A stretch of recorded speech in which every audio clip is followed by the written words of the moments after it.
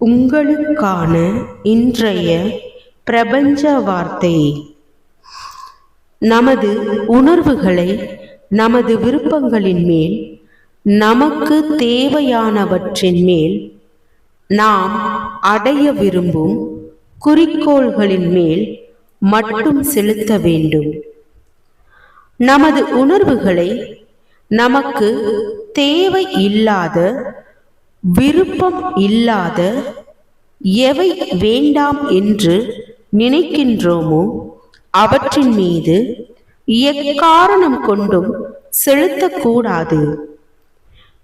ஏனெனில் நாம் எவற்றின் மீது உணர்வுகளை செலுத்துகின்றோமோ அது வேண்டும் என்றாலும் வேண்டாம் என்றாலும் இந்த பிரபஞ்சம் நமக்கு வாரி வழங்கிவிடும். எனவே உணர்வுகளை மிகுந்த எச்சரிக்கையுடன் கையாள வேண்டும். வாழ்க வளமுடன்.